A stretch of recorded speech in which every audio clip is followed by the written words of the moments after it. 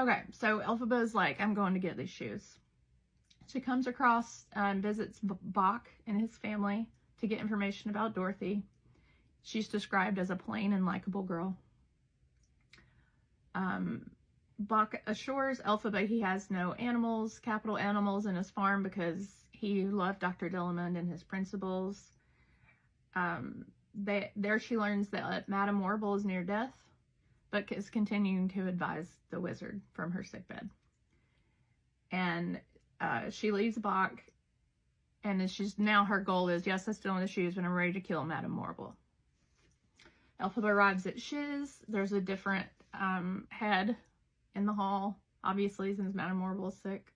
And she asks, where's Madame Warble? I need to go say hi. And she's like, oh, here's Madame Warble, right down the hall there. Go see her. She's out of it, pretty much already dead. I think that's how it came across, is that she was already dead. But even though she's already dead, Elphaba takes a giant trophy and smooshes her brain in. So she's upset because she didn't get to kill Madame Warble herself. So her new plan is to go see Averic, which was one of their friends, like the wealthy friend from Shiz. They reminisce. Averic said, hey, they were talking about the philosophy club, and said he saw a dwarf that he recognized from that night, because there was something from the philosophy club that has something to do with all of this. That was really vague. I can't remember right now, but I'll let you know if I do.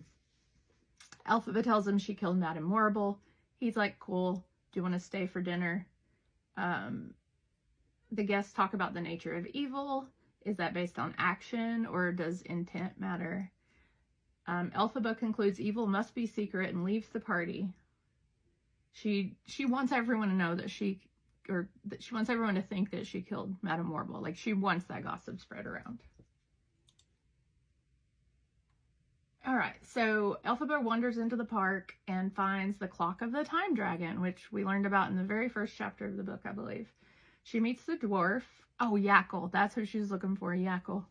She meets a dwarf, says he sometimes does work with Yackle, and claims to be a guardian of the Grimmery.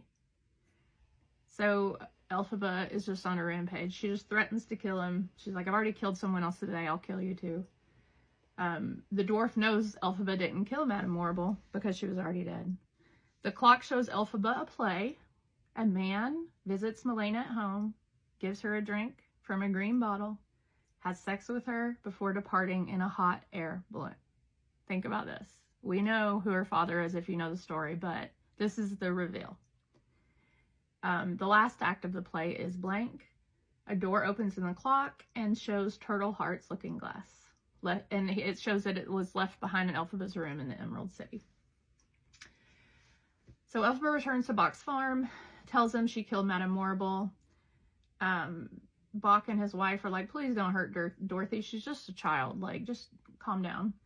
Elphaba promises nothing, moves on to track Dorothy's movements.